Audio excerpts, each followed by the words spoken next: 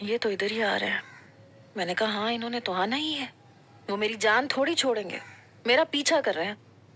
یہ مجھے اب اپنے ساتھ لے کے جائیں گے کیونکہ ان کے استاد کی ان کے لیڈر کی بے عزتی ہوئی ہے اور وہ مجھ سے بدلہ لے گا اور تم سب بس میرا تماشا دیکھو گی. دیکھ لی میں نے تم سب کی دوستی. سارا کہنے لگی چپ کرو, سوچنے دو کیا کرنا ہے. کچھ ہی دیر میں وہ چاروں ہمارے سامنے کھڑے تھے. انہیں دیکھ کر میں بھی کھڑی ہو گئی. میں نے کہا تم لوگ یہاں کیا کر رہے ہو؟ کہنے لگے تمہارا پیچھا کر رہے تھے. دیکھو میری بات سنو, یہ مت سمجھنا کہ تم ارشمان کے ساتھ اتنا بڑا کھیل کھیل کے رفو چکر ہو جاؤ گے. ہم تمہیں ہلنے بھی نہیں دیں گے.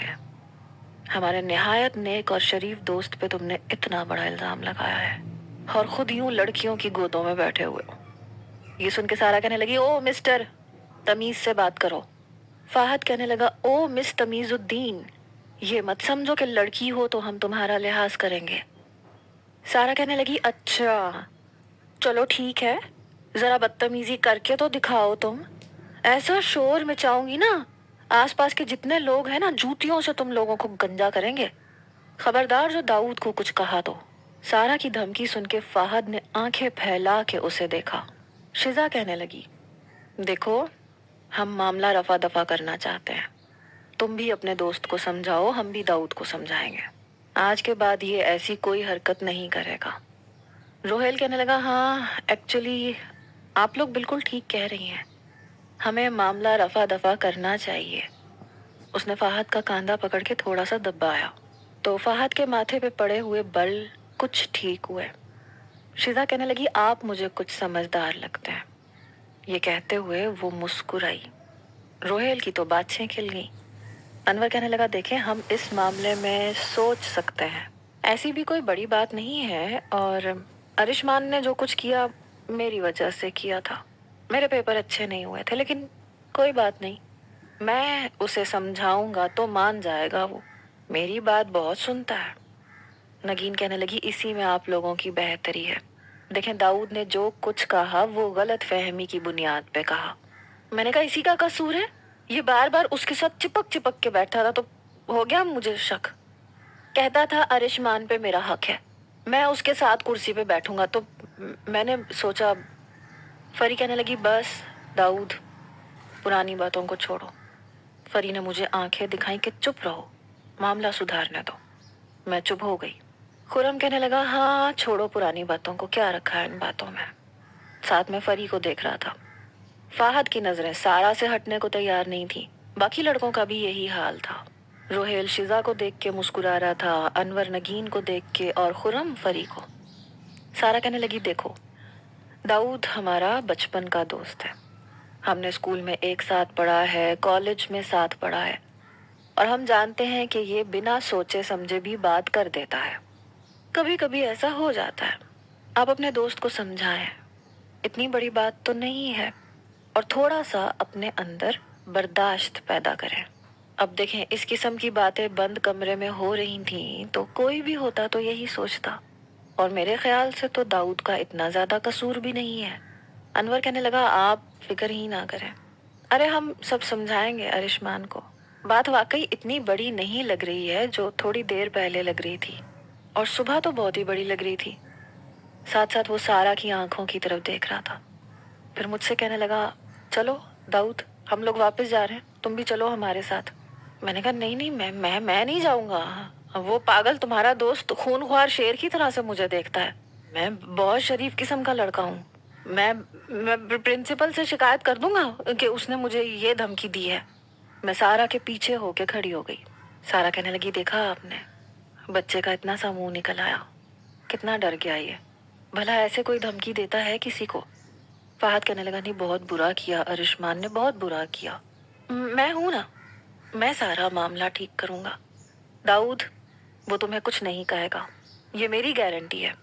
باقی کے بھی تینوں کہنے لگے ارے ہم بھی تمہیں کچھ نہیں ہونے دیں گے, بلیو می ارشمان تمہیں چھو بھی نہیں سکتا. سارا کہنے لگی ہم کیسے مان لیں, آپ لوگ کوئی وعدہ کریں. چاروں لڑکوں نے چاروں لڑکیوں کے سامنے اپنے ہاتھ فوراً سے پہلے کیے. ہاں کر لینا وعدہ, ہمیں تو کوئی اعتراض نہیں ہے. سارا باقی لڑکیوں کی طرف دیکھنے لگی, باقی لڑکیاں سارا کی طرف. پھر سب لڑکیوں نے ان کے ہاتھوں پہ ہاتھ رکھ دیے. وہ یوں خوش تھے جیسے ان کی لاٹری کھل گئی ہو. جلدی سے سب لڑکیوں نے اپنے ہاتھ پیچھے کیے. سارا کہنے لگی داؤد تم جاؤ. میں نے کہا سارا پکا جاؤں نا؟ فہد کہنے لگا ہاں ہاں پکا آ جاؤ، کچھ نہیں ہونے دیں گے تمہیں. یہ کہہ کے فہد نے میرا ہاتھ پکڑا. میں نے ایک جھٹکے سے ہاتھ ہٹایا. میں نے کہا پیچھے ہٹ کے بات کیا کرو، ہاتھ میں نہیں پکڑنا میرا.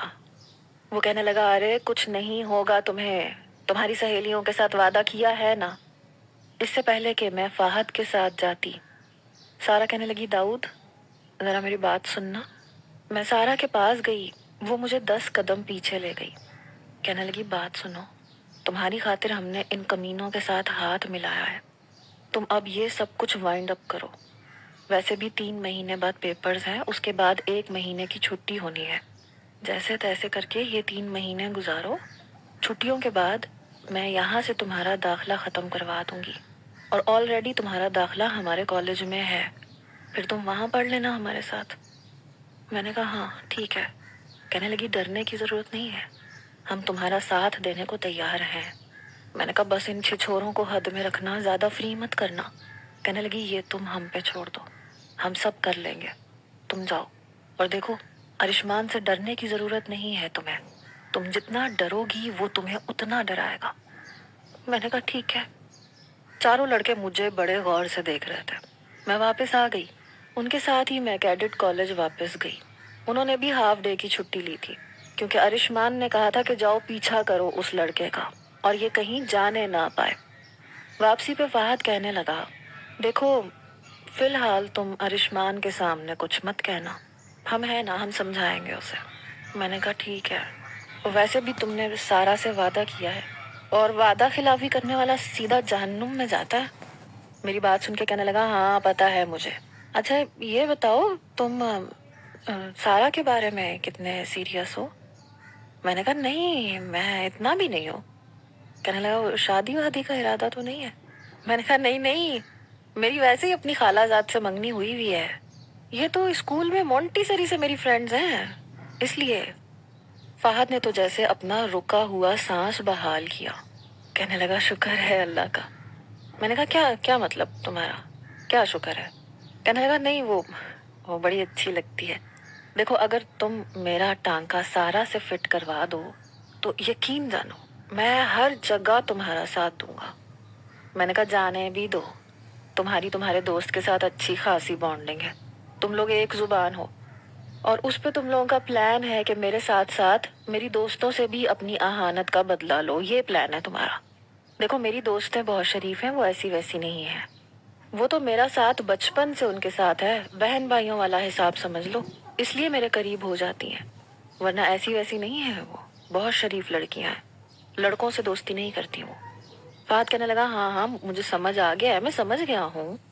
دیکھو ٹھیک ہے، ارشمان سے دوستی اپنی جگہ، بچپن کا ساتھ اپنی جگہ، لیکن انسان فیوچر کے بارے میں بھی تو سوچتا ہے نا.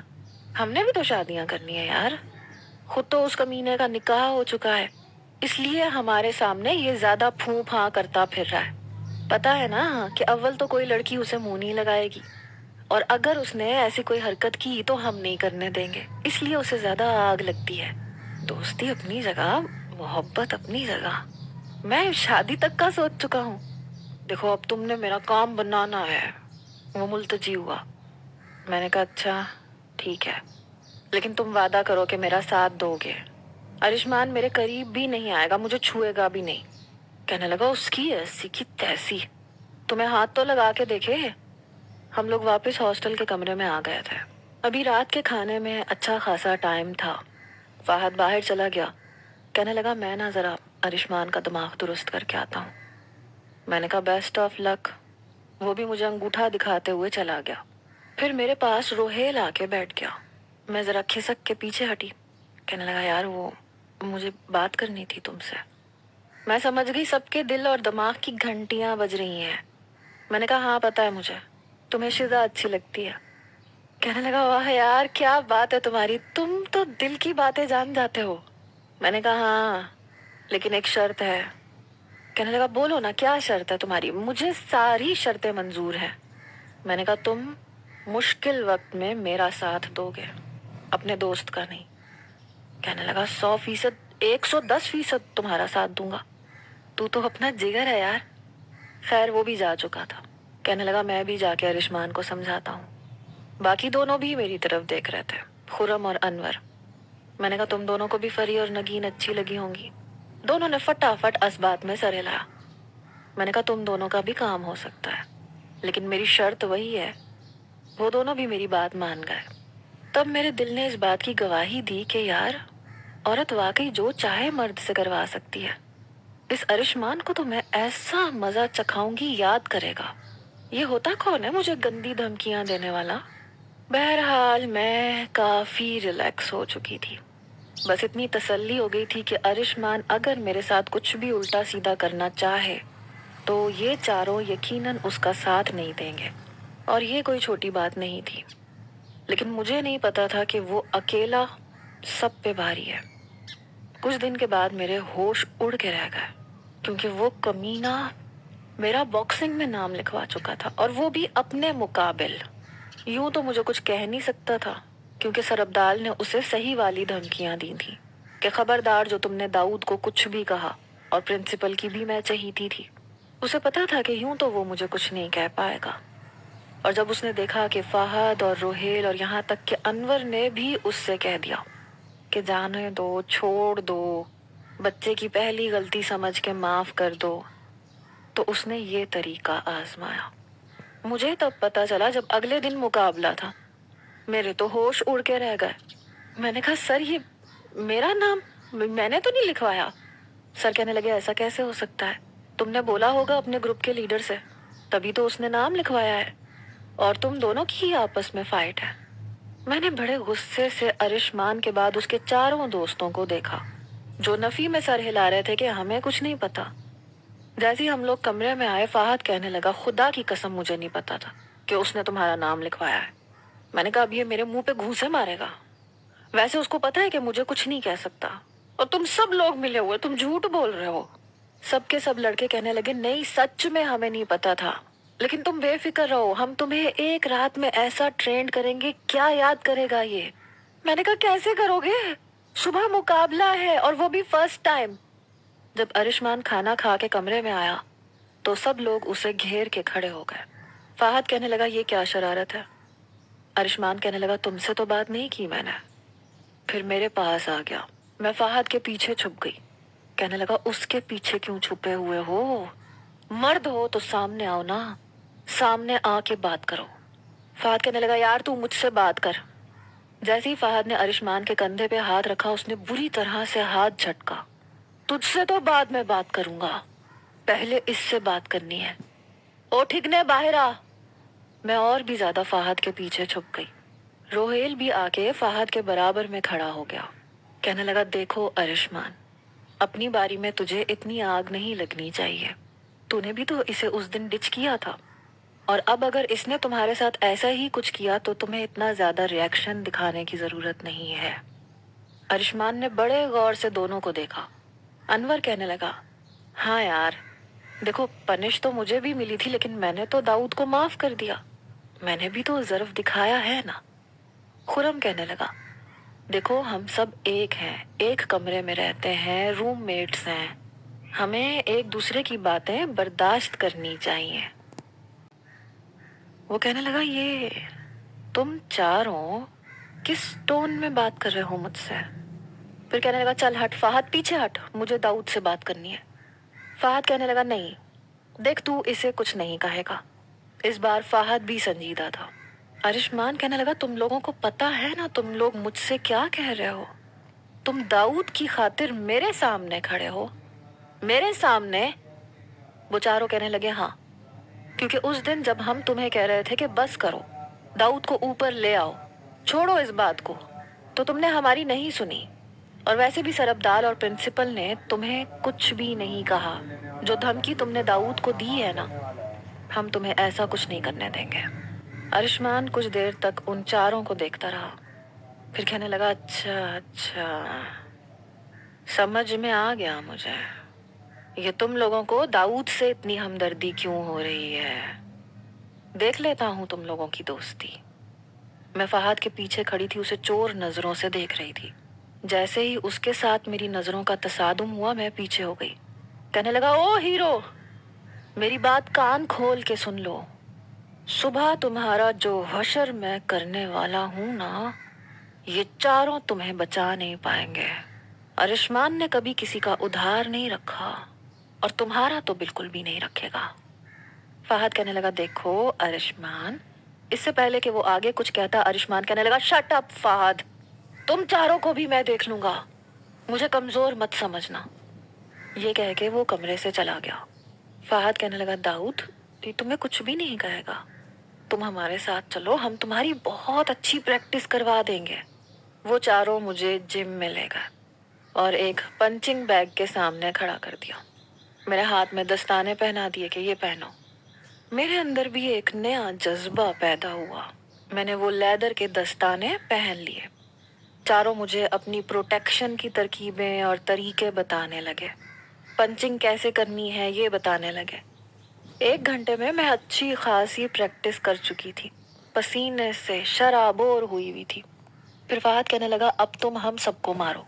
मैंने कहा, नहीं, मैं नहीं मार सकता।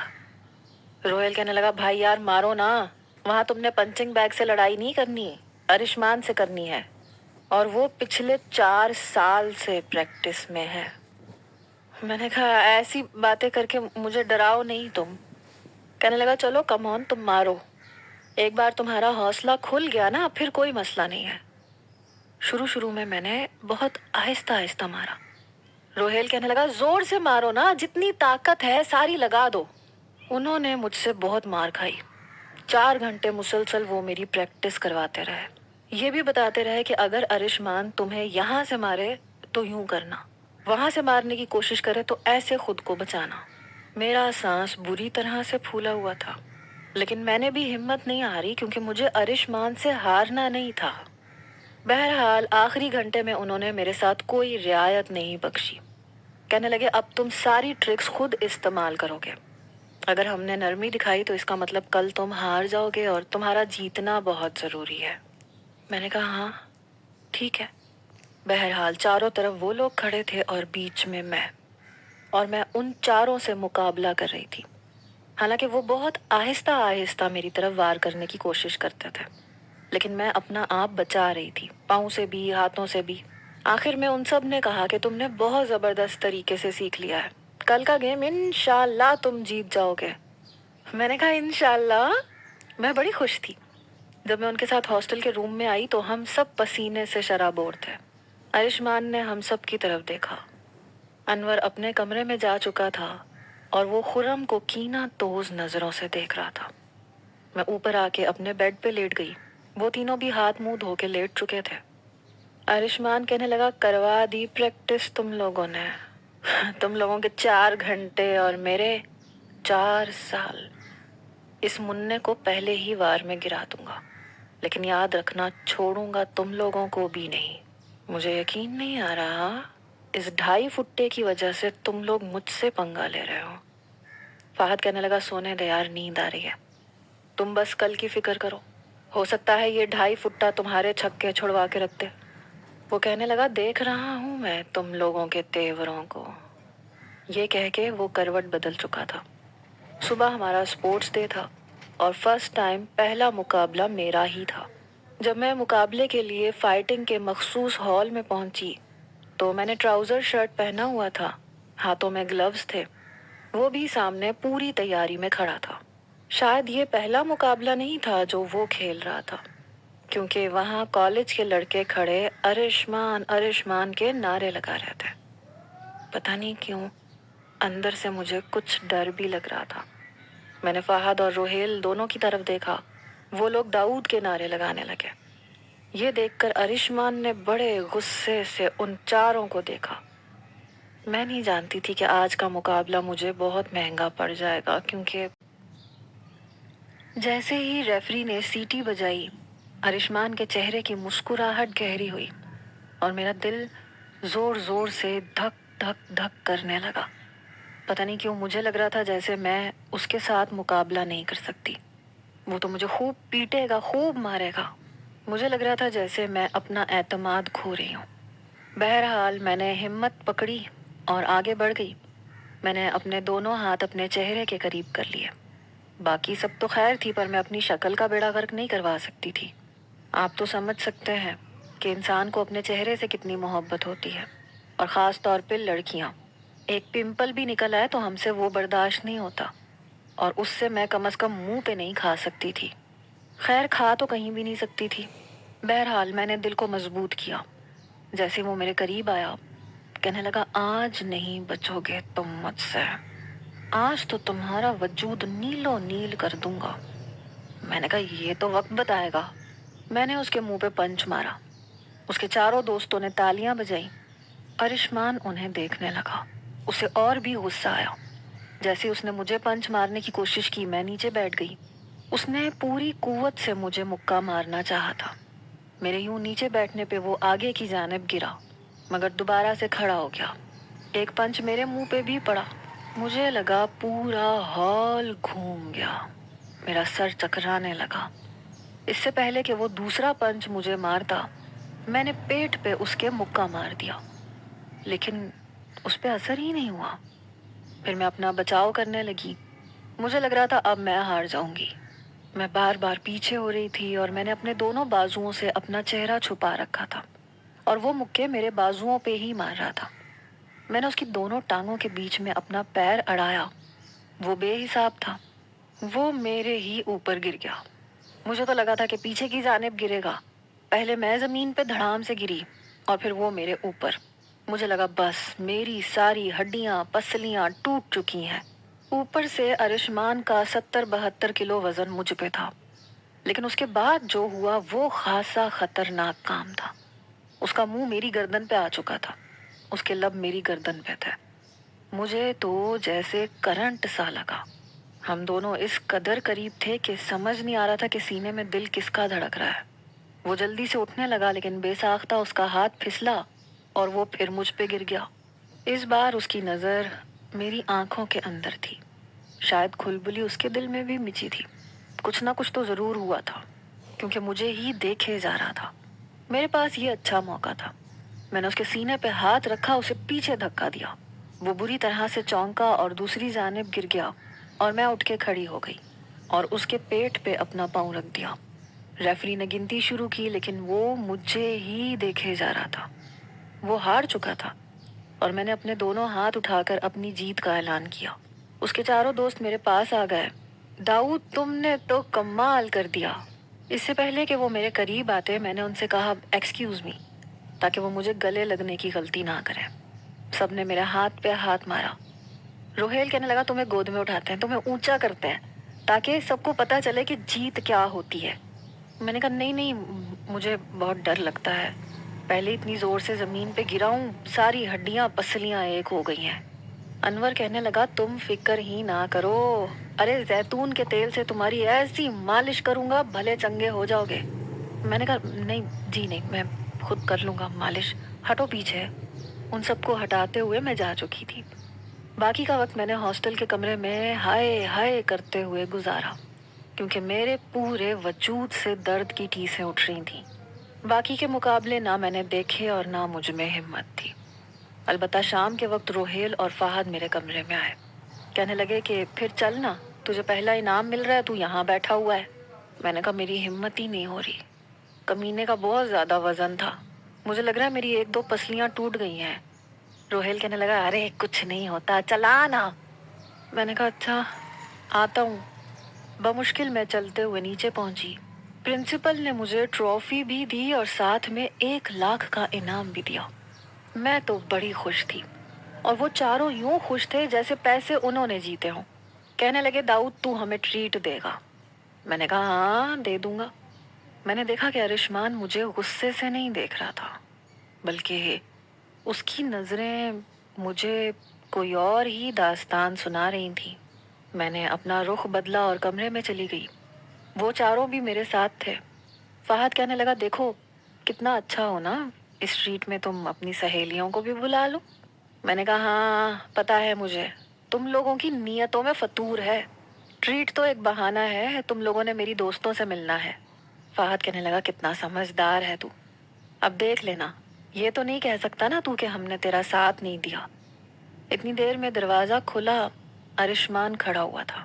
فہد کہنے لگا پھر کیسی رہی؟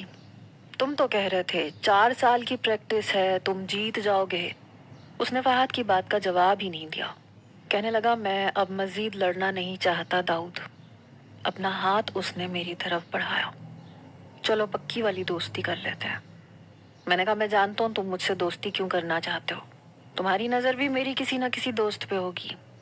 کہنے لگا نہیں نہیں، میری ایسی کوئی نظر نہیں ہے، کیونکہ میں جانتا ہوں کہ میری شادی ردا سے ہی ہونی ہے، اس لیے کیا فائدہ کسی اور کے ساتھ دوستیاں لگانے کا۔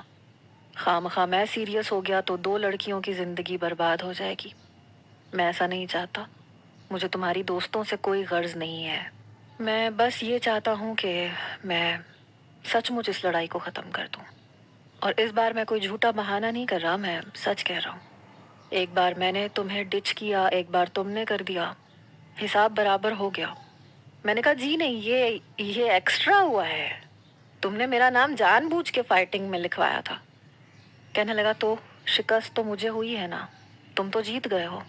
پتہ نہیں کیوں لیکن اس کے لہجے سے مجھے لگ رہا تھا کہ کچھ نہ کچھ گڑبڑ ہے۔ فہد کہنے لگا داؤد یار چھوڑنا، اب ارشمان خود کہہ رہا ہے تو دوستی کر لو۔ میں نے کہا ٹھیک ہے، تمہارے کہنے پہ کر رہا ہوں۔ بہرحال آہستہ آہستہ سب کچھ نارمل ہونے لگا، بس اگر کوئی نارمل نہیں تھا تو وہ تھا ارشمان۔ وہ مجھے بڑی عجیب عجیب نظروں سے دیکھتا تھا۔ 1 مہینے بعد پھر سے ٹیسٹ ہوئے تو میرے برابر والی کرسی پہ آ کے بیٹھ گیا۔ میں نے کہا یہ فہد کی کرسی ہے، تمہاری وہ ہے لاسٹ سے پہلے والی۔ ہم اپنی کرسیوں کے علاوہ کہیں اور نہیں بیٹھتے تھے، اپنی اپنی جگہ پر ہی بیٹھ کر پڑھتے تھے۔ کہنے لگا میں چاہتا ہوں اس بار میری تیاری تم کروا دو، تم پڑھائی میں بہت اچھے ہو اور میں چاہتا ہوں کہ میرا رزلٹ اس بار اچھا ہے، کیونکہ سر ابدال کی اور پرنسپل کی نظر مجھ پہ اور انور پہ ہی ہوگی۔ میں نے کہا تم تو پھر پاس ہو گئے تھے، مجھے تو انور پہ محنت کرنی چاہیے۔ کہنے لگا نہیں، اسے میں پڑھا دوں گا، تم مجھے سمجھا دو۔ میں نے کہا اچھا بتاؤ کیا چیز تمہیں سمجھ میں نہیں آتی۔ اس نے مجھے بتانا شروع کیا، میں اسے سمجھانے لگی، پر مجھے لگ رہا تھا وہ سمجھ کم رہا ہے اور میری طرف دیکھ زیادہ رہا ہے۔ آہستہ آہستہ اپنی کرسی کھسکا کھسکا کے وہ میری کرسی کے بالکل قریب کر چکا تھا۔ باقی لڑکے جم میں تھے اور میں اسے سمجھانے میں اس قدر مگن تھی کہ اس کی اس حرکت کو میں نوٹ نہیں کر پائی۔ پورا سوال سمجھانے کے بعد میں نے کہا سمجھ آیا تمہیں؟ تو اس نے نفی میں سر ہلا دیا۔ کہنے لگا نہیں، بس 1-2 پوائنٹ دوبارہ بتا دو۔ یہ کہہ کے پھر مجھے دیکھنے لگا۔ اس بار مجھے بڑا عجیب لگا۔ میں نے کہا میری شکل پہ تو نہیں لکھا ہوا، یہاں کتاب پہ لکھا ہوا ہے، یہاں دیکھو۔ تبھی اچانک سے اس نے میرا ہاتھ پکڑ لیا، میری تو گویا جان نکلی۔ میرا ہاتھ بڑے غور سے دیکھنے لگا۔ داؤد یار تیرے ہاتھ بڑے ملائم ہیں، نازک سے، بڑے خوبصورت سے۔ میں گھبرا گئی، میں نے اپنا ہاتھ کھینچا۔ میں نے کہا یہ بس ایسے ہی ہے، اور یہ کرسی یہاں کیسے آ گئی؟ آگے کیسے؟ پیچھے کرو اسے۔ کہنے لگا کر لیتا ہوں۔ اچھا تجھ سے ایک بات پوچھوں؟ میں نے کہا کیا بات ہے؟ کہنے لگا تیرے بازوؤں پہ بال بالکل نہیں ہے۔ میں نے جلدی سے اپنی آستین نیچے کی۔ میں نے کہا ہاں تو بعض لوگوں کے نہیں ہوتے۔ کہنے لگا ویسے تم واحد ہو جس کے نہیں ہے، ورنہ 99% مردوں کے میں نے بازوؤں پہ بہت بال دیکھے ہیں، تمہاری تو گردن اور کندھے پہ بھی بال نہیں ہے۔ اس کے لہجے میں پتہ نہیں کیا تھا، میں فوراً سے کھڑی ہو گئی۔ میں نے کہا وہ مجھے پنچنگ باکس کی پریکٹس کرنی ہے، ہٹو پیچھے۔ وہ بالکل میرے سامنے کھڑا ہو گیا۔ کہنے لگا اس دن جب ہم فائٹنگ کر رہے تھے تو میری نظر پڑی تھی۔ پھر کہنے لگا تمہاری آنکھوں کو دیکھ کے ایسا لگتا ہے جیسے میں نے یہ آنکھیں پہلے کہیں دیکھی ہیں، میں نے یہ آنکھیں پہلے کہیں دیکھی ہیں۔ پتہ نہیں کیوں اس کی باتیں میری جان نکال رہی تھیں۔ میں نے کہا آرشمان پیچھے ہٹو، کہیں تم میرے ساتھ وہ کچھ تو نہیں کرنا چاہ رہے، وہ جو تم نے کیا تھا۔ کہنے لگا وہ کیا کرنا چاہ رہا ہوں میں نے کہا دیکھو میں شور مچا دوں گا، مجھے ہلکا مت لینا۔ وہ کہنے لگا کیا مطلب ہے، کیا شور مچا دو گے؟ میں بھی لڑکا ہوں، تم بھی لڑکے ہو۔ میں نے کہا تم شاید مجھ سے بدلہ لینا چاہ رہے ہو۔ وہ خاصا الجھا ہوا لگ رہا تھا۔ کہنے لگا نہیں، میں بہت کنفیوز ہوں، میں کئی بار یہ بات جھٹلا چکا ہوں اور خود کو کئی بار سمجھا چکا ہوں، ایسا میرے ساتھ پہلے کبھی نہیں ہوا، یہ پہلی بار ہوا ہے، اور ریئلی میں سچ کہہ رہا ہوں، مجھے تمہارے ساتھ کچھ بھی نہیں کرنا تھا، میں اس قسم کا لڑکا نہیں ہوں، لیکن جب میں تمہیں چھوتا ہوں مجھے پتہ نہیں کیوں الگ سا ہونے لگتا ہے، میں سمجھ نہیں پاتا۔ پھر کہنے لگا تم جاؤ یہاں سے۔ میں جلدی سے کمرے سے باہر نکل گئی۔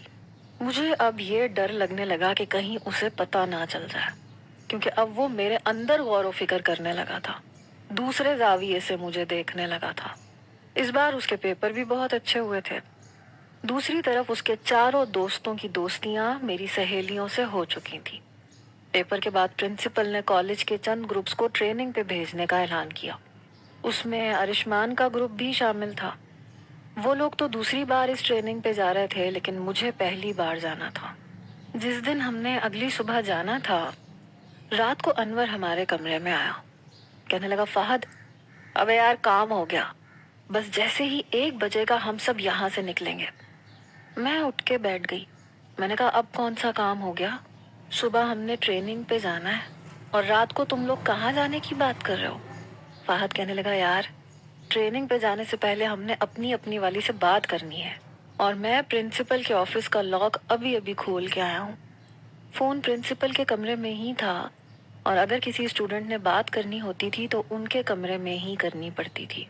پتہ نہیں وہ کمینہ کیسے پرنسپل کے آفس کا دروازہ کھول کے آ گیا تھا۔ میں نے کہا تم نے کھولا کیسے؟ کہنے لگا بس یہ مت پوچھو، بڑی لمبی کہانی ہے۔ میں بھی بیڈ سے نیچے اتر گئی۔ فہد کہنے لگا تم کہاں جا رہے ہو؟ تمہاری کون سی کوئی گرل فرینڈ ہے؟ میں نے کہا زیادہ فری مت ہو، میں بھی سارا سے اور اپنی باقی دوستوں سے بات کروں گا۔ ارشمان اپنی کتاب پڑھ رہا تھا۔ فہد کہنے لگا ابے ارشمان، تو نہیں جائے گا کیا؟ وہ کہنے لگا میں نے کیا کرنا ہے، میری کوئی گرل فرینڈ تھوڑی ہے، تم لوگ جاؤ۔ فہد نے اس کا بازو پکڑا، کہنے لگا تو اپنی منکوہا سے بات کر لینا۔ ارشمان کہنے لگا جانے بھی دے یار، آج تک کبھی بات نہیں کی، کیا بات کروں گا، رہنے دو۔ فہد اسے بھی اپنے ساتھ گھسیٹ کے لے گیا۔ ہم سب لوگ پرنسپل کے آفس میں پہنچ گئے۔ فون ہم نے پرنسپل کے آفس کی ٹیبل کے نیچے رکھا اور سب کے سب وہاں بیٹھ گئے۔ سب سے پہلے فہد نے سارا کا نمبر ملایا۔ میں نے کہا ادھر مجھے دو، پہلے میں بات کروں گا۔ کہنے لگا لے، پہلے تو کر لے۔ میں نے سارا سے اس کی خیریت پوچھی، پھر فہد نے مجھ سے فون پکڑ لیا، سارا سے بات کرنے لگا۔ ہم سب لوگ اسے یوں دیکھ رہے تھے کہ جیسے پتہ نہیں کیا ہو۔ ہم سب کو اپنی طرف متوجہ دیکھ کے کہنے لگا ابے یار، تم لوگ ادھر ادھر دیکھو نا، کان بند کر لو تھوڑی دیر، بات تو کر لینے دو مجھے، اس طرح سے بات تھوڑی ہوگی۔ روہیل کہنے لگا ہم سب دوست ہیں اور زیادہ فضول بات کرنے کی ضرورت بھی نہیں ہے، چل جلدی بات کر اور سارا کو بولو کہ شزا کو فون دے۔ باری باری سب نے بات کی۔ پھر ارشمان سے کہنے لگے کہ چل اب بھابھی کا نمبر ملا۔ وہ کہنے لگا کیا دماغ خراب ہے تم لوگوں کا؟ میں نے آج تک کبھی اس سے بات نہیں کی، میں کیا بات کروں گا، چلو واپس چلتے ہیں۔ لیکن ہم نے اسے دوبارہ بٹھایا کہ لے پکڑ بات کر، جب ہم سب لوگ اپنی اپنی والی سے بات کر سکتے ہیں تو کیوں نہیں کر سکتا؟ تجھے تو اجازت بھی ہے۔ ارشمان کہنے لگا مجھے اجازت کی ضرورت نہیں ہے، جب مجھے بات کرنی ہوگی میں کر لوں گا۔ فہد کہنے لگا ہمارے سامنے کر۔ ارشمان نے فون پکڑا۔ میں نے کہا اسے تو نمبر تک یاد نہیں ہوگا۔ پتہ نہیں کیوں میرے دل کا شکوہ زبان پہ آیا۔ اس نے میری طرف دیکھا، کہنے لگا ایسی بھی کوئی بات نہیں ہے، اس کا نمبر مجھے یاد ہے۔ یہ بات میرے لیے کچھ حیران کن سی تھی۔ کیا اتنی اہمیت تھی اس کی نظر میں میری کہ اسے میرا نمبر یاد تھا؟ کہنے لگا جب اس سے نکاح سے منع کرنے کے لیے فون کیا تھا تو نمبر یاد کر لیا تھا، اور تب سے یاد ہے۔ میرے دل میں جو ہلکی سی امید جاگی تھی کہ شاید میرے شوہر کے دل میں میری ذرا سی محبت ہے، وہ بھی ختم ہو چکی تھی۔ नंबर याद था तो इस वजह से याद था कि निकाह से इनकार करने के लिए उसने नंबर मिलाया था, लेकिन मेरा फोन बंद था। कहने लगा देखा ना, फोन ऑफ है, चलो अब चलते हैं। उसके सारे दोस्त कहने लगे तुम्हारी नीयत में ही फतूर था, मुझे तो लगता है तुमने जानबूझ के गलत नंबर मिलाया है। कहने लगा नहीं, मैं जानता हूँ मेरी शादी उसी से होनी है। मैंने कहा क्या बहुत बदसूरत है, क्या तुम्हें बिल्कुल भी अच्छी नहीं लगती? कहने लगा नहीं, बदसूरत तो नहीं है, बहुत प्यारी है, लेकिन मेरे टाइप की नहीं है। ये कह के खड़ा हो गया। हम सब लोग बाहर आ गए। अपने कमरे में आकर मैं अपने बेड पे लेट गई। मैंने देखा सब लोग सो चुके थे, लेकिन वो जाग रहा था। पता नहीं क्या सोच रहा था। कुछ देर में मैं भी सो चुकी थी। सुबह सुबह हमें ट्रेनिंग के लिए निकलना था। हम लोग अपना अपना सामान पैक कर चुके थे। जब हम बस में बैठने लगे तो अरिशमान शीशे के पास वाली सीट पे बैठा। मैं ये सोच रही थी कि मैं कहाँ बैठूं। सब दो दो लड़के बैठे हुए थे।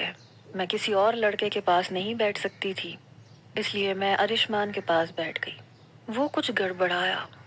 कहने लगा तुम पीछे फहद या अनवर के साथ जाके बैठ जाओ। मैंने कहा क्यों, तुम्हारे साथ बैठने में क्या मसला है?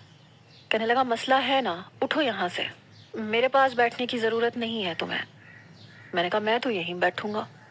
इससे पहले कि वो उठता, सरबदाल और दो प्रोफेसर अंदर आकर बैठ चुके थे। अरिशमान चुप सा हो गया। पहले मुझे घूर के देखा, फिर खिड़की से बाहर देखने लगा। काफी लंबा सफर था और मुझे सफर के दौरान नींद बहुत आती थी। मैं कुछ देर में ही सो चुकी थी। मेरी आंख धक धक की आवाज पे खुली। मुझे लग रहा था मेरे कान में किसी ने घड़ी फिट कर दी। मगर जब आंख खोल के देखा तो मेरा सर अरिशमान के सीने पे टका हुआ था। मेरे बाजू भी उसके गले का हार बने हुए थे। मैं जल्दी से ठीक होके बैठ गई। वो मुझे ही देख रहा था। नजरों के तसादुम पे वो बुरी तरह से चौंका। कहने लगा तुम अपने अपने सहारे पे नहीं बैठ सकते, निहायत ही चिपकू किस्म के लड़के हो, लड़कियों के साथ रह रहे के लड़कियों जैसे हो गए हो, मर्दों वाली कोई बात ही नहीं है तुम में। मैं संभल के बैठ गई। अजीब शख्स था, सड़ियल किस्म का। हम लोग मतलूबा जगह पहुंच गए थे। जब कैंप लगाने की बारी आई तो रोहेल कहने लगा दाऊद तुम जमीन पे किल्ले ठोको, मैं कैंप बांधता हूँ। मैंने हथौड़ी पकड़ी और किल्ले ठोकने लगी। अरिशमान कहने लगा पीछे हटो, तुम्हारे बस की बात नहीं है ये। कब से जरबे लगा रहे हो, अभी तक एक भी किल्ला तुमसे ठीक से नहीं टिका। यहाँ के बॉयज स्कूल और कॉलेज में पढ़ते ना तो ऐसे छुई मुई किस्म के लड़के ना होते। मुझे बड़ा गुस्सा आया। तुम शायद भूल रहे हो, फाइट में हारे हो तुम मुझसे। मेरी बात पे वो मुस्कुराया। हाँ, वो राज तो मुझ पे अभी भी नहीं खुला कि मैं तुमसे हार कैसे गया। मैंने तैश में आके पूरी कुव्वत से हथौड़ी मारी और सारे किल्ले मैंने खुद ही ठोके। मैंने कहा देख लिया तुमने, मुझे चैलेंज मत करना। वो मुस्कुराने लगा। खाना बनाने की बारी रोहेल और फाहद की थी। जब मैंने उन्हें एक ही पतीले में प्याज, अदरक, लहसुन, टमाटर, मसाले, चिकन एक साथ डालते हुए देखा तो मैं उनके पास आ गई। ये तुम लोग खाना कैसे बना रहे हो? वो कहने लगे ऐसे ही पकता है। मैंने कहा पीछे हटो, प्याज क्या यूं काटते हैं मोटे मोटे बेतुके से? वो लोग पीछे हट गए। खाना मैंने बनाया। अरिशमान दूर खड़ा मुझे ही देख रहा था। खाने पे सरबदाल तक ने मेरी तारीफ की थी। फाहद कहने लगा दाऊद तुमने तो कमाल कर दिया, बड़ा जायका है तुम्हारे हाथ में। मैं मुस्कुराने लगी। आयुष्मान कहने लगा मुझे तो लगता है तू शायद गलती से लड़का पैदा हो गया, हरकतें तो इसकी लड़कियों वाली है। उसकी बात पे मैं घबराई थी। मैंने कहा नहीं, ये मुझे सारा ने खाना बनाना सिखाया था। ये सुन के फहद कहने लगा सच्ची? फिर तो मुस्तकबिल में मैं शायद मोटा हो जाऊंगा। जिसकी बीवी इतने लजीज खाने बनाना जानती हो वो कहाँ डाइट कर सकता है? रात को आग जला के सभी अपनी अपनी पसंद के गाने गा रहे थे। जब अरिशमान वहां से उठ के चला गया, कुछ देर बाद मैं उसके पीछे गई तो सिगरेट पी रहा था। मैंने कहा ये तुम यहाँ छुप के सिगरेट क्यों पी रहे हो? कहने लगा तो तुम भी पी लो। मैंने कहा नहीं, मैं ये सब नहीं पीता। वो कहने लगा दाऊद एक बात पूछूं तुमसे? मैंने कहा हाँ पूछो। कहने लगा, तुम अपनी मंगेतर को पसंद करते हो? मैंने कहा, हाँ हाँ, मुझे तो वो बहुत अच्छी लगती है। कहने लगा, मैं तो अपनी बीवी को पसंद नहीं करता। मुझे रिदा जैसी लड़कियां बिल्कुल भी पसंद नहीं है। मुझे लगता है वो मेरे टाइप की नहीं है। मेरी जिंदगी उसके साथ मुश्किल से ही गुजर सकती है। मैंने कहा, तो तुम्हें कैसी लड़कियां अच्छी लगती हैं? कहने लगा, मुझे अपने जैसी लड़कियां अच्छी लगती हैं, जो एडवेंचर की दिलदादा हों। और वो शर्मीली सी है, नॉवल टाइप लड़की, अफसानवी दुनिया में रहने वाली, जहाँ उसका मंगेतर या शौहर उसे गुलाब का फूल दे, इजहार मोहब्बत करे। मैं शायद ऐसा कभी भी नहीं कर सकता। का हो सकता है वो तुम्हारी खातिर खुद को बदल ले। वो कहने लगा, नहीं, मुझे नहीं लगता। चलो खैर, छोड़ो, सिगरेट पियो। उसने अपना आधा सिगरेट मुझे पकड़ा दिया। मर्द बनो, मर्दों वाले काम किया करो, ताकि तुम्हें छूने पे लगे कि किसी मर्द को छुआ है। पता नहीं बार बार ऐसी बातें क्यों कर रहा था। मैंने सिगरेट पकड़ लिया और पहला ही कश लगाने पे धुआं सीधा गले में लगा। मैं खांसने लगा। उसने सिगरेट मुझसे पकड़ लिया, मेरी कमर सहलाने लगा। तुम भी ना बड़े ही नाजुक हो। मेरी आंखों में पानी भर आया, लेकिन मैंने उसके हाथ से सिगरेट लिया और बाकी का सिगरेट उसे पी के दिखाया। दाऊद सब कुछ कर सकता है, समझे ना? ये कह के मैं चली गई। रात के वक्त जब कैंप में सोने का टाइम आया तो मेरे होश उड़े। हॉस्टल के कमरे में तो बेड थे, मगर यहाँ पे जमीन थी। फाहद ने बिस्तर बिछाए। कहने लगा, दाऊद तुम मेरे और रोहेल के बीच में लेट जाओ। ये सुन के मेरी जान निकली। मैंने कहा, नहीं नहीं, मुझे बीच में नींद नहीं आती। आयुष्मान कैंप के कोने वाले बिस्तर पे लेट चुका था। फहद कहने लगा, तो फिर तुम उस कोने पे लेट जाओ। मैंने कहा, मैं आयुष्मान के पास लेट जाता हूँ। वो कहने लगा, क्यों? मेरे पास क्यों? देखो, मुझसे तो तुम दूर ही रहा करो। जरा भी सोने की तमीज नहीं है तुम्हें। बस में भी आधे से ज्यादा मुझी पे गिरे हुए थे। फहद कहने लगा, अबे क्यों नखरे दिखा रहा है? वैसे तो तेरी अरिशमान से 1 मिनट की नहीं बनती। सोना उसके साथ क्यों है? लेट जाना यहीं पे। मैं मजबूरन फाहद के बराबर में बिल्कुल कोने में लेट गया। सब सो गए थे, लेकिन मुझे नींद नहीं आ रही थी। जब सब सो गए तो मैं धीरे से उठी और अरिशमान के बराबर में लेट गई। सुबह जब मेरी चिड़ियों की आवाजों पे आंख खुली तो अरिशमान जाग रहा था, मुझे ही देख रहा था। कहने लगा, यहाँ क्यों आए थे तुम? मैंने कहा, बस ऐसे ही। मैं उठ के कैंप से बाहर आ गई। यहाँ ना वॉशरूम था, ना नहाने की कोई जगह। करीब ही एक नहर थी। इससे पहले कि सब उठते, मैं सोच चुकी थी कि मैं पहले ही हाथ मुंह धो लूं। मैं उस नहर के पास आ गई। आज तक कभी किसी नहर में मुंह नहीं धोया था, इसलिए समझ में नहीं आ रही थी कि क्या करूं। जहां मैं मौजूद थी वहां नहर का पानी काफी तेजी से आबशार की मानिंद ढलान की तरफ जा रहा था। मैं पत्थर पे अकड़ों की तरह बैठ गई, मुंह पे साबुन लगाया और जैसे ही मुंह धोने लगी मुझे लगा मेरे पाँव पे कुछ रेंग रहा है। मैंने एक आंख खोली तो सांप था। मेरी तो चीखें बुलंद हुई और मैं हड़बड़ाहट में उसी नहर में गिर गई। शायद उस वक्त अरिशमान जाग रहा था। मेरे चीखने पे वो भागता हुआ आया, लेकिन उसी वक्त मैं पानी के बहाव के साथ ढलान की तरफ जाने लगी। बचाओ अरिशमान! वो जब तक नहर के पास पहुंचा मैं ढलान की जानिब जा चुकी थी। बचाओ! मैं पानी में हाथ मार रही थी। मुझे तैरना नहीं आता था, इसलिए मैं पानी में गौते खा रही थी। जब अरिशमान भी पानी में कूद गया, दाऊद अपना हाथ दो! वो बड़ी फुर्ती से मुझ तक पहुंचा, लेकिन मैं ढलान में गिर चुकी थी। पानी मेरे नाक में, मेरे मुंह में जा चुका था। मैं पानी से मुंह ऊपर करने की कोशिश कर रही थी ताकि सांस ले सकूं, लेकिन यहाँ पे पानी बहुत जोर का था। मुझे लगा बस अब मैं गई। मैं बेहोश हो चुकी थी। फिर मुझे लगा जैसे किसी ने मुझे पकड़ा है। दाऊद! अरिशमान की आवाज मुझे आ रही थी, मगर मैं होश की दुनिया से बेगाना हो रही थी। कुछ देर बाद मुझे लगा जैसे मैं ठीक से सांस नहीं ले पा रही, लेकिन पानी का एहसास नहीं हो रहा था। दाऊद! वो मेरे रुखसार थपथपा रहा था और फिर मुझे कुछ होश नहीं रहा। लेकिन जब होश आया तो मैं ठीक से सांस ले पा रही थी। मैंने आंखें खोल के देखा तो मैं सूखी झाड़ियों और सूखे जर्द पत्तों के ढेर पे लेटी हुई थी।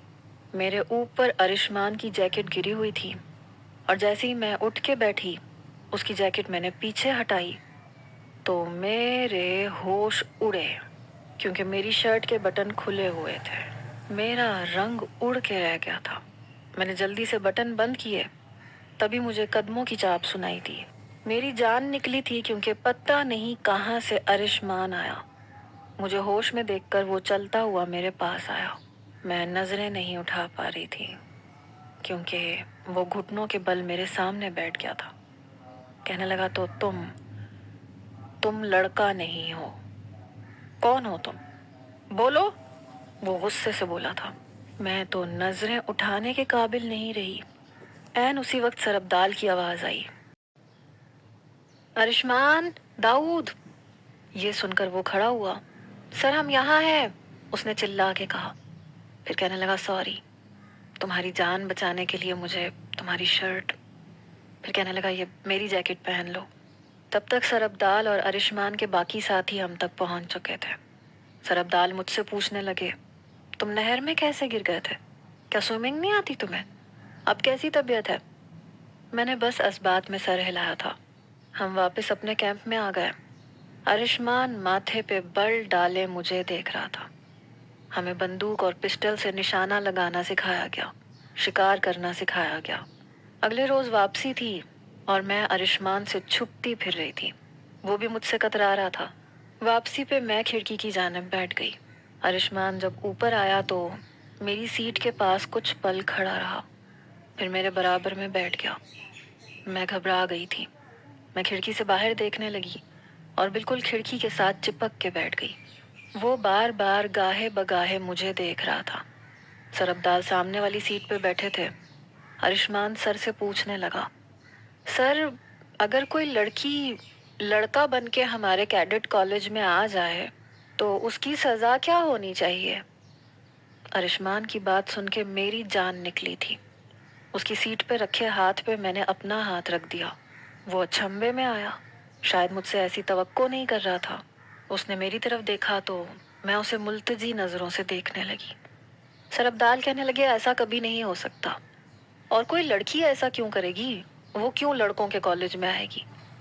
अरिशमान ने अपना हाथ बड़ी आहिस्तगी से मेरे हाथ से अलग किया। कहने लगा, ऐसे ही सोचा कि पूछ लूं, अगर कभी ऐसा हो तो। सर कहने लगे, मुझे नहीं लगता कि कोई लड़की इतनी बड़ी बेवकूफ़ी कर सकती है, लेकिन फिर भी जाहिर सी बात है, सज़ा तो होगी। पुलिस के हवाले कर दिया जाएगा पूछ-गुछ करने के लिए। वो कहने लगा, हाँ सर, पूछ-गुछ तो होनी चाहिए। हो सकता है वो किसी गलत इरादे से आई हो, खुदकुश हमला वगैरह। सर कहने लगे, तुम क्यों इस किस्म की बातें कर रहे हो? ट्रेनिंग करवाने का मतलब ये तो नहीं है कि तुम्हारा दिमाग भी जासूसों की तरह चलने लगे। तुम सबको ट्रेनिंग इसलिए करवाई जाती है कि खुदा न खास्ता कभी कोई ऐसी सिचुएशन हमारे कॉलेज में हो जाए तो सब के सब लड़ना जानते हो। सर अब्दाल ने इस बात को नॉर्मल सा लिया था। बाकी सब लड़के भी कहने लगे, सर, हम लोग ऐसे लोगों का मार मार के सर गंजा कर देंगे, आप बेफिक्र रहें। सफर के दौरान ही शाम हो चुकी थी, अंधेरा हो चुका था। अरिशमान मेरे कान के पास आके कहने लगा, सोचो, अगर मैं तुम्हारी हकीकत सर अब्दाल के सामने खोल दूं तो तुम्हारे साथ क्या होगा? मैं वैसे ही बेहद परेशान थी। मैंने कोई जवाब नहीं दिया। मैं बस खिड़की से बाहर ही देखती रही। हम लोग 8 बजे तक कॉलेज पहुंचे। खाना खाने के बाद सभी अपने कमरों में आकर सो चुके थे। मैं आंखें बंद किए सोने की कोशिश कर रही थी जब मुझे लगा जैसे किसी ने मेरे पाँव का अंगूठा पकड़ा है। मैं बुरी तरह से चौंकी थी। मैं उठ के बैठ गई। देखा तो अरिशमान था। मुझे कमरे से बाहर आने का इशारा कर रहा था, लेकिन मैंने लिहाफ मुंह तक ओढ़ा, अपने पाँव पीछे किए और आंखें बंद कर ली। मैं जानती थी कि वो मुझे ज्यादा छू नहीं सकता और ना ही बात कर सकता है, क्योंकि इस कमरे में उसके और दोस्त भी हैं। मुझे बस पेपर्स का इंतजार था। पेपर होते तो मैं यहाँ से चली जाती। अगले रोज सुबह उठकर हम लोग जल्दी से तैयार होके कॉलेज चले गए। اور سب سے پہلے میں ہی کمرے سے نکل کر کالج کی طرف گئی تھی۔ میں ارشمان کو کوئی بھی موقع نہیں دے رہی تھی۔ ایک بار شام کے کھانے کے لیے سب لوگ کمرے سے باہر نکل گئے۔ میں اپنی کتابیں سنبھال رہی تھی۔ کمرے میں صرف ارشمان تھا اور وہ بھی باہر جا رہا تھا۔ جیسے ہی میں تیزی سے کمرے سے باہر نکلنے لگی، اس نے کمرے کا دروازہ بند کر دیا۔ میں نے کہا یہ کیا بدتمیزی ہے، دروازہ کھولو۔ کہنے لگا پہلے یہ بتاؤ کہ تم کون ہو اور تم کیڈٹ کالج میں کس مقصد کے تحت آئی ہو۔ دیکھو میں چاہوں نا تو سر ابدال کو بتا سکتا ہوں، اور تمہارے ساتھ کیا ہوگا یہ تم اچھے طریقے سے جانتی ہو۔ ایک لڑکی ہو کے تم اس کالج میں کیا کرنے آئی ہو، کیا ارادے ہیں تمہارے؟ میں نے کہا میں کوئی خود کش حملہ کرنے والوں کے گروپ میں سے نہیں ہوں، اور پلیز میرے بارے میں سر کو کچھ مت بتانا، میں ویسے ہی پیپر دینے کے بعد چلی جاؤں گی، میں بڑی مجبوری کے تحت یہاں آئی ہوں۔ کہنے لگا کون سی مجبوری، بتاؤ مجھے۔ دیکھو اگر تم نے جھوٹ بولا تو یاد رکھنا تمہارا انجام بہت برا ہوگا، تمہیں پولیس کے حوالے کر دیا جائے گا، اور جانتی ہو نا پولیس کیسے اگلواتی ہے۔ میں بری طرح سے ڈر گئی تھی۔ میں نے اس کے سامنے ہاتھ جوڑ دیے۔ میں نے کہا دیکھو ارشمان، میں یہاں کالج میں داخلہ لینے آئی تھی، لیکن گرلز کالج کی ساری سیٹیں فل ہو گئی تھیں تو میں نہیں چاہتی تھی کہ میرا سال ضائع ہو جائے۔ میں ایک غریب لڑکی ہوں اور تعلیم میرے لیے بہت زیادہ اہمیت رکھتی ہے۔ پلیز، میرے دوست نے یہاں داخلہ کروانے میں میری مدد کی تھی۔ اگلے سال میرا داخلہ وہاں ہو جائے گا، لیکن پلیز تم کسی سے کچھ مت کہنا۔ میں نے اس کے سامنے ہاتھ جوڑے۔ میں نہیں چاہتی تھی کہ وہ میری حقیقت سے آگاہ ہو جائے، ورنہ بہت مشکل ہو جاتی۔ پتہ نہیں میرے بارے میں کیا سوچتا، اور اگر اسے یہ پتہ چلتا کہ میں یہاں پہ اسے چیک کرنے کے لیے آئی ہوں، پھر تو بہت زیادہ گڑبڑ ہو جاتی۔ کہنے لگا تم کیا سمجھتی ہو، تمہارا یہ راز کیا ہمیشہ راز رہ جائے گا؟ دیکھو لڑکوں کے ساتھ رہنا تمہارے لیے بہت مشکل کام ہے۔ میں کب سے تمہارے معاملے میں پاگل ہوا پڑا ہوں، کیونکہ تمہیں چھونے کے بعد مجھے کچھ الگ سا ہونے لگتا تھا، اور میں کچھ سمجھ نہیں پاتا تھا کہ ایسا کیوں ہے۔ کافی بار خود کو جھٹکتا تھا کہ نہیں، شاید مجھے کچھ غلط لگ رہا ہے، کیونکہ مرد عورت ایک دوسرے کے لیے الگ سے کشش رکھتے ہیں، اور جو کچھ تمہیں بچانے کے چکر میں نے تمہارے ساتھ کیا ہے، وہ یہ کہہ کے وہ نظریں چرا گیا۔ میری تو گویا جان نکلی۔ میں نے کہا کیا کیا ہے تم نے میرے ساتھ؟ ابھی میں پوچھ ہی رہی تھی جب کمرے کے دروازے پہ دستک ہوئی۔ ہم دونوں ہی فوراً چونک گئے۔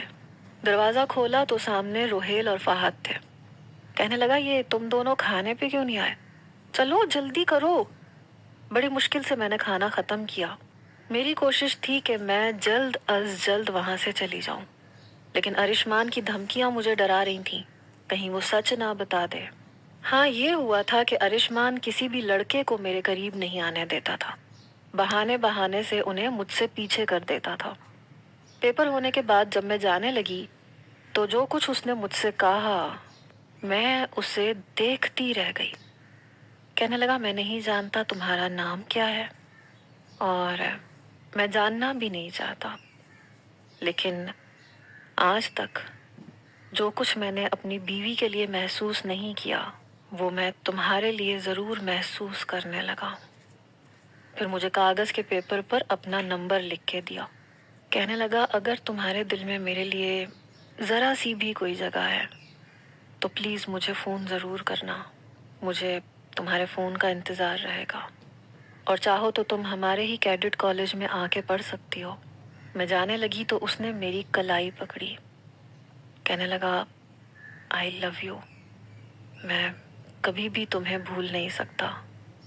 میں نے اپنی کلائی اس کے ہاتھ سے چھڑوائی اور باقی لڑکوں کے ساتھ خدا حافظ کہہ کے وہاں سے چلی گئی۔ سارا لوگوں کے کالج کی بھی چھٹی ہو چکی تھی۔ میں ان لوگوں کے ساتھ ہی اپنے گھر واپس آئی۔ میں نے باقاعدگی سے اسکارف پہننا شروع کر دیا، لیکن میں یہ بھی سوچنے لگی تھی کہ پتہ نہیں ارشمان کو جب سچ پتہ چلے گا تو اس کا ری ایکشن کیا ہوگا۔ میں نے اس سے کوئی رابطہ نہیں کیا، حالانکہ میں جانتی تھی کہ جب میں آ رہی تھی تو اس کی آنکھیں نم تھیں۔ اب مجھے سب لوگ یاد آنے لگے۔ ان کے ساتھ بتایا ہوا وقت بڑی شدت سے یاد آتا تھا، حالانکہ فون نمبر میرے پاس سب کے تھے۔ سب نے ہی دیے تھے کہ داؤد ہم سے رابطہ ضرور رکھنا، مل کے پارٹی کریں گے، انجوائے کریں گے، اور ارشمان کا نمبر بھی میرے پاس تھا، لیکن میں نے کال نہیں کی۔ مجھے آئے ہوئے ابھی چند دن ہی ہوئے تھے۔ امرین آنٹی نے بھی مجھ سے فون پہ بات کی تھی، ملنے بھی آئی تھی، لیکن ارشمان ان کے ساتھ نہیں آیا تھا۔ ایک بار میں سو رہی تھی جب پتا چلا کہ ارشمان کے والد کو ہارٹ اٹیک ہوا ہے۔ ہم سبھی ہاسپٹل پہنچے تھے۔ امرین آنٹی روئے جا رہی تھیں۔ ارشمان انہیں اپنے ساتھ لگا کر چپ کروا رہا تھا کہ آپ فکر کیوں کر رہی ہیں، ٹھیک ہو جائیں گے بابا۔ میرے والد ارشمان کے پاس آ گئے، ارسلان انکل کی خیریت پوچھنے لگے۔ اس نے بس ایک نظر مجھ پہ ڈالی، پھر ہٹا لی۔ میرے والد سے بات کرنے لگا۔ میری والدہ بھی امرین آنٹی کے پاس آ گئیں، انہیں گلے لگا کے تسلی دینے لگیں۔ کچھ دیر بعد ڈاکٹر نے کہا کہ اب ارسلان انکل خطرے سے باہر ہیں، لیکن انہیں کسی بھی قسم کی ٹینشن نہ دی جائے۔ کچھ دن کے بعد ارسلان انکل گھر پہ بھی چلے گئے۔ ارسلان انکل کا میرے والد کو فون آیا کہ وہ 1 ہفتے کے اندر اندر ارشمان کی شادی کرنا چاہتے ہیں۔ یہ سن کے میرے والد بھی پریشان ہو گئے، کہنے لگے کیا ہو گیا تمہیں ارسلان، اتنی جلدی تو شادی نہیں ہوتی، اور ارشمان تمہارا اکلوتا بیٹا ہے، ردا میری اکلوتی بیٹی ہے۔ ارسلان انکل کہنے لگے نہیں، مجھے بس اپنی زندگی کا بھروسہ نہیں ہے، میں چاہتا ہوں کہ بس جلد از جلد ارشمان کی شادی کر دوں۔ میرے والد کہنے لگے دونوں بچے ابھی پڑھ رہے ہیں۔ ارسلان انکل کہنے لگے میرا بہت بڑا کاروبار ہے اور میں پڑھائی سے انہیں نہیں روکوں گا، لیکن اب میرا دل نہیں لگتا، تم بس میری بہو کو میرے گھر بھیج دو، اور ویسے بھی پیسوں کی کون سی کمی ہے، ہو جائے گی شاپنگ، اور جہیز تو ویسے بھی میں لینے کے حق میں نہیں ہوں، ہمارے گھر میں کسی چیز کی کوئی کمی نہیں ہے، بس میں انکار نہیں سننا چاہتا۔ آنن فانن ہماری شادی طے ہوئی۔ جب میں نے سارا کو بتایا تو وہ بہت خوش ہوئی۔ میں نے کہا لیکن تم لوگ میری شادی پہ کیسے آؤ گی، کیونکہ ارشمان کی شادی پہ اس کے تو سارے دوست آئیں گے۔ کہنے لگی وہ تم مجھ پہ چھوڑ دو، میں کہہ دوں گی کہ ردا سے بھی ہماری دوستی تھی، وہ ہماری کلاس فیلو رہ چکی تھی، اور پھر ایک اور اتفاقیہ ملاقات ہو جائے گی۔ میں نے کہا تم لوگ ان چاروں کے معاملے میں کتنی سنجیدہ ہو۔ کہنے لگی فہد میرا رشتہ بھیجنے والا ہے، سمجھ لو کہ ہماری تم سے ملاقات رہنے والی ہے مستقبل میں۔ بہرحال میرا دل بہت ڈر رہا تھا، پتہ نہیں ارشمان کا رویہ میرے ساتھ کیسا ہوتا، سچ اسے پتہ چلتا تو وہ کیا کہتا۔ شادی کا دن بھی آ گیا، وہ کافی چپ چپ سا تھا، سارا لوگوں کو دیکھ کے حیران بھی تھا۔ سارا نے جب دودھ پلائی کے پیسے مانگے تو اس نے بنا کسی بحث کے پیسے دے دیے، حالانکہ فہد اور روہیل سب بحث کرنا چاہتے تھے۔ جیسے ہی سارا نے پیسے لیے اور اٹھنا چاہا تو وہ کہنے لگا بات سنو۔ وہ کہنے لگی ہاں بولیے۔ کہنے لگا وہ تمہارا دوست داؤد کیسا ہے؟ سارا نے میری طرف دیکھا، پھر کہنے لگی وہ تو پشاور چلا گیا، پٹھان تھا نا، وہ شاید کبھی واپس نہ آئے۔ ارشمان نے ایک گہری سانس لی۔ بہرحال میں رخصت ہو کر اس کے گھر آ گئی، اس کے کمرے میں بیٹھ گئی۔ رات کے 1 بجے میرے کمرے کا دروازہ کھلا، بڑی خاموشی سے وہ اندر داخل ہوا، کمرے کا دروازہ بند کیا اور میرے پاس آ کر کھڑا ہو گیا، میری گود میں رونمائی کے کنگن کی مخملی ڈبیا رکھ دی۔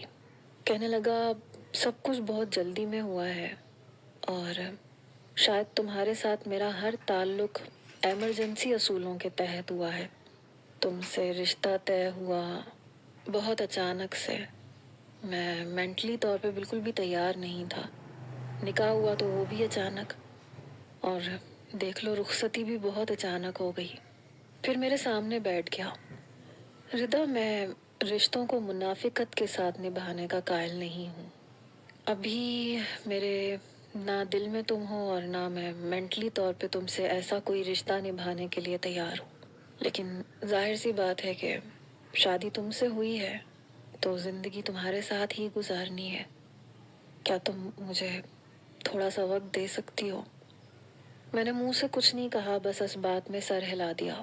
پھر کہنے لگا ایک اور بات تم سے کرنا چاہتا ہوں، شاید میری وہ بات تمہیں بہت بری لگے گی۔ ردا میری زندگی میں تمہارے علاوہ بھی کوئی ہے، मेरा मतलब है कोई और लड़की। मैंने बरजस्ता उसकी तरफ देखा और वो नजरें चुरा गया। हाँ, मैं तुम्हारे साथ हक तलफी नहीं करूँगा, लेकिन फिलहाल मुझे वक्त चाहिए। ये कह के वो उठ के अलमारी के पास गया, अपना ट्राउजर शर्ट लिया और वॉशरूम में चला गया। मैंने उसी वक्त अपना मोबाइल उठाया और सारा को फ़ोन किया। उसने पहली बेल पे ही फ़ोन उठा लिया। कहने लगी, क्या हुआ, सब खैरियत तो है? रात के इस टाइम मुझे क्यों फ़ोन कर रही हो? मैं रोने लगी। मैंने कहा, अरिशमान ने मुझसे ये सब कुछ कहा है। मेरी तो जिंदगी बर्बाद हो गई और करने वाली भी मैं खुद हूँ। और वो मुझसे मोहब्बत करता है, लेकिन दाऊद के नाम से। और अगर मैं उसे सच बताती हूँ तो भी फंसती हूँ, क्योंकि वो कहेगा कि तुम क्यों गई थी कैडेट कॉलेज। और अगर मैं ये कहूँ कि मुझे उस पे किस किस्म का शक था, तो भी मेरी जिंदगी बर्बाद है। अब तुम मुझे बताओ, क्या फायदा हुआ इतनी बड़ी कुर्बानी देने का? अपने असली बालों के बजाय मैंने लंबे बालों की विग लगा रखी है। सारा मुझे क्या मिला ये सब कुछ करके? वैसे का वैसा सड़ियल अरिशमान।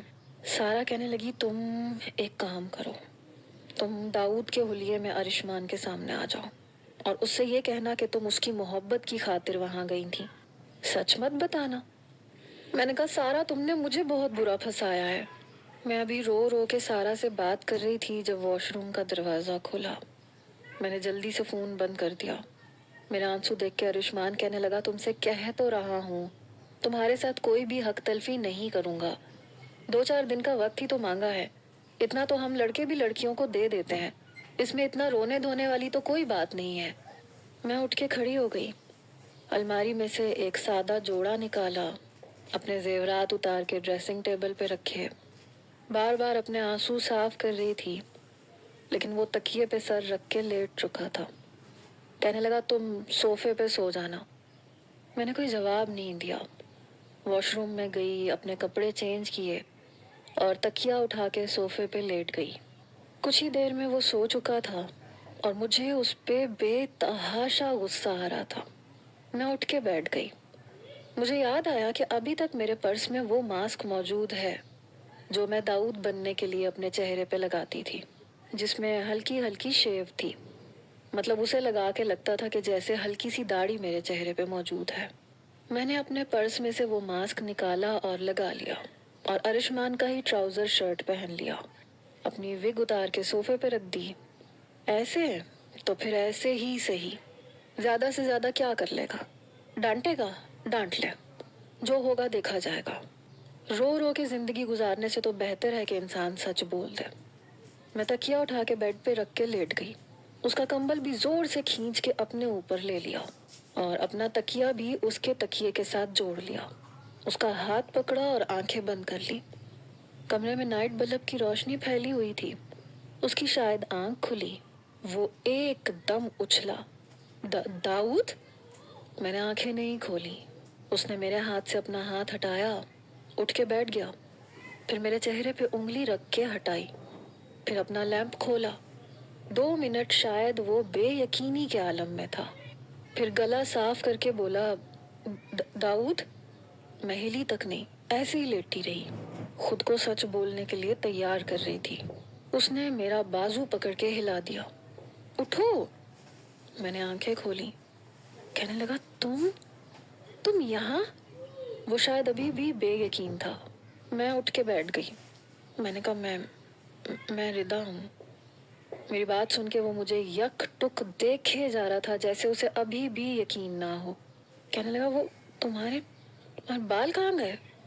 मैंने सोफे की तरफ इशारा किया। उसने पीछे पलट के देखा तो मेरे अरूसी लिबास के साथ मेरे लंबे घने बाल भी थे। उसने एक नजर मेरी विग की तरफ देखा, फिर अपना हाथ आगे बढ़ा के मेरे चेहरे से वो मास्क भी उतार दिया। कहने लगा, तुम? सचमुच मेरे हाथ कांप रहे थे। समझ में नहीं आ रहा था कि उससे बात कैसे करूं। कहने लगा, ये क्या क्या? शायद वो कुछ समझ ही नहीं पा रहा था कि वो मुझसे क्या बात करे। वो अपना सर पकड़ के बैठ गया। कहने लगा, रिदा, ये सब क्या था? मैंने वही तरीका आजमाया जो 95% लड़कियां आजमाती हैं। कामयाब हथकंडा, आंसू। मैं रोने लगी। उसने बड़े गुस्से से मुझे देखा। कहने लगा, ये आंसू साफ करो अपने और बताओ ये सब क्या है? तुम लड़का बनके कैडेट कॉलेज क्या करने आई थी? میں نے کہا آرشمان میں تم سے بہت محبت کرتی ہوں. تم خود سوچو, میٹرک کے بعد ہمارا رشتہ طے ہوا تھا اور پھر 2 سال ہماری منگنی رہی. اور لڑکیاں بہت کچھ سوچ لیتی ہیں. حالانکہ سچی بات یہ ہے کہ مجھے کوئی بہت طوفانی محبت نہیں تھی اس سے. ہاں, اچھا تھا, اسمارٹ تھا, خوبصورت تھا, ہینڈسم تھا, تو پسند تھا. لیکن میں نے کہا جب ہمارا نکاح ہوا تو تمہارے انکار کا سن کے مجھے بہت دکھ ہوا تھا, بہت تکلیف ہوئی تھی. اس لیے میں نے سوچا کہ مجھے تمہارے بارے میں جاننا چاہیے, کیونکہ ہمیں ایسا کوئی موقع ملتا ہی نہیں تھا. اور تمہارے نزدیک تمہاری دوستیاں بہت اہمیت رکھتی تھیں, تمہارے دوست اہمیت رکھتے تھے, میں نہیں رکھتی تھی. اس لیے میں نے اتنا بڑا قدم اٹھا لیا اور میری دوستوں نے میرا ساتھ دیا تھا. میں نے اسے سارا کی ساری بات بتائی. یہ نہیں بتایا کہ میں گئی کس مقصد کے تحت تھی. میں نے کہا تمہارے روم میں آنا اور اسی کمرے میں رہنا, یہی میرا مقصد تھا تاکہ تم مجھے جان پاؤ اور میں تمہیں. کہنے لگا تمہارا دماغ تو درست تھا کہ نہیں؟ یہ کون سا طریقہ مجھے جاننے کا کہ تم ایک لڑکا بن کے میرے کالج میں میرے ہی کمرے میں رہنے لگو. میں اکیلا تو نہیں رہتا تھا نا وہاں, اس کمرے میں 4 لڑکے اور تھے. اور بائی چانس تمہیں پانی میں بچانے کے لیے میں نہ جاتا, فہد, روہیل یا انور یا کوئی بھی کود جاتا تو کیا ہوتا؟ جو باتیں وہ مجھ سے کہہ رہا تھا مجھے اور بھی ڈر لگنے لگا. میں نے کہا اللہ میاں کو تو پتا تھا نا, اسی لیے انہوں نے تمہیں بھیجا تھا, کیونکہ تم میرے شوہر تھے. ارشمان کہنے لگا میں تمہارا گلا دبا دوں گا. اس نے اپنے دونوں ہاتھ میرے گلے کی طرف بڑھائے. میں نے آنکھیں بند کر لی. کہنے لگا تمہیں پتا ہے تمہارے اس ناٹک کی وجہ سے میرے دل پہ کیا بیتی؟ جب میں نے تمہیں بچایا تو تم بالکل بے ہوش تھی, تمہیں سانس نہیں آ رہا تھا. مجھے تمہیں سانس دینا پڑا اور تمہیں سانس دیتے دیتے میں کچھ بے اختیار سا ہو گیا تھا. اور مجھے یہ سمجھ میں نہیں آ رہا تھا کہ ایک لڑکے کو سانس دینے کے لیے میرا دل اور میرا دماغ اتنا بے اختیار کیوں ہو رہا ہے. میں جلدی سے تم سے پیچھے ہٹ گیا تھا, لیکن میرے جذبات مجھے پریشان کرنے لگے اور مجھے سمجھ میں نہیں آ رہا تھا کہ میرے ساتھ ایسا کیوں ہو رہا ہے. اور پھر میں نے سوچا کہ مجھے تمہارے کپڑے بدلنے چاہیے, لیکن جیسے ہی میں نے تمہاری شرٹ کے بٹن کھولے میرے ہوش اڑ کے رہ گئے تھے. میں نے جلدی سے تمہارے اوپر اپنی جیکٹ پھینک دی. ردا, میں تب سے تمہاری طرف متوجہ ہو چکا تھا جب پہلی بار میں نے تمہیں ہینگنگ بار میں ہینڈل پکڑاتے ہوئے تمہاری کمر کو چھوا تھا. تبھی دل اور دماغ الجھ کے رہ گیا تھا اور پھر میں تمہارے معاملے میں الجھتا ہی چلا گیا. جب فائٹنگ کرتے ہوئے میں تمہارے اوپر گرا تو اس وقت بھی مجھے ایسے لگا جیسے میں کسی لڑکی سے ٹکرایا ہوں. اور پھر جب مجھے یہ پتا چلا کہ تم واقعی میں لڑکی ہو تو میرا دل تمہارے نام پہ دھڑکنے لگا. لیکن میں بے حد پریشان تھا کیونکہ میں تمہارے ساتھ بھی ناانصافی نہیں کر سکتا تھا. اور تمہارے فون کا میں نے بہت انتظار کیا. پھر بابا کا یوں اچانک سے ہارٹ اٹیک ہونا, ہماری شادی ہونا, اور اب تم مجھے یہ سب بتا رہی ہو. مجھے یہ سمجھ میں نہیں آتا کہ تم اپنے بال کیسے کٹوا سکتی ہو اور لڑکا بن کے کیسے آ سکتی ہو. میرا دماغ اس چیز کو ایکسیپٹ نہیں کر رہا. سچ بتاؤ کیوں آئی تھی تم؟ صرف محبت میں تو تم اتنا بڑا قدم نہیں اٹھا سکتی, اتنا بڑا رسک تو نہیں لے سکتی. کچھ بھی ہو سکتا تھا. میں نے کہا ہوا تو نہیں نا؟ پلیز ارشمان, میں چاہتی تھی کہ میں یہ جان سکوں کہ تمہیں کس طرح کی لڑکیاں پسند ہیں, تمہیں کس طرح کی لائف پسند ہے. اور دیکھو میں نے اپنے آپ کو بدلا ہے. میں اسے سچ نہیں بتانا چاہتی تھی. کچھ دیر مجھے دیکھتا رہا, پھر ذرا سا مسکرایا. کہنے لگا مجھے نہیں پتا تھا کوئی لڑکی مجھ سے اتنی بھی محبت کر سکتی ہے کہ اپنے بالوں کی قربانی دے دے. میں نے امی سے سنا تھا کہ تم اپنے بالوں کے معاملے میں بہت زیادہ فکر مند رہتی ہو. تمہیں لمبے بالوں کا بہت شوق ہے. ایکچولی مجھے شرمیلی قسم کی لڑکیاں پسند نہیں تھیں اور تم مجھے کچھ ایسی ہی لگی تھی.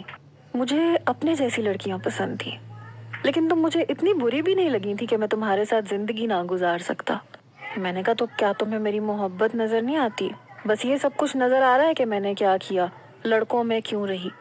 سوچو ایک لڑکی کے لیے کتنا مشکل ہوتا ہے, پر میں نے کیا. کچھ دیر وہ مجھے دیکھتا رہا, پھر ہنسنے لگا. کہنے لگا میں نے اپنی زندگی میں بڑی بیوقوف قسم کی لڑکیاں دیکھی ہیں, لیکن ردا تمہارے جیسی بالکل نہیں دیکھی.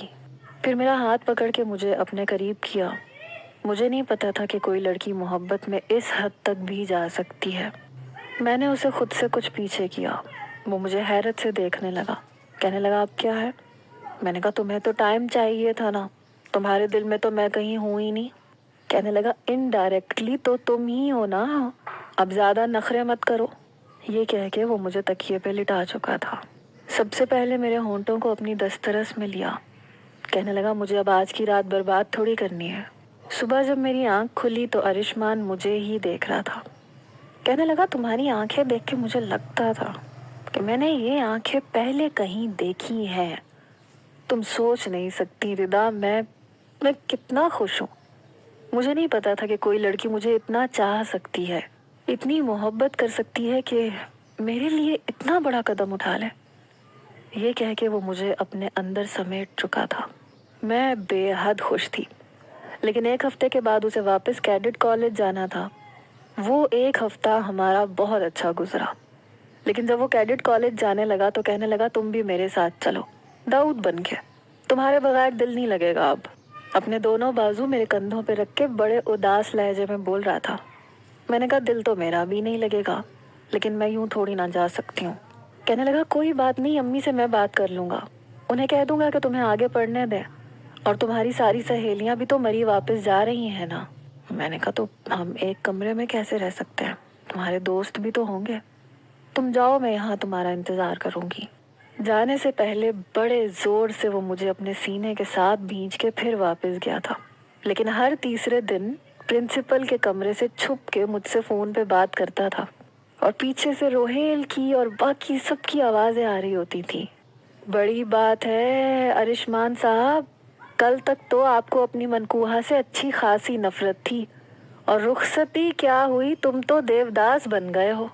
جلدی کرو یار، جلدی بات کرو، وہ سڑیل پرنسپل اگر آ گیا نا تو تمہارے ساتھ ساتھ ہماری بھی بینڈ بج جائے گی۔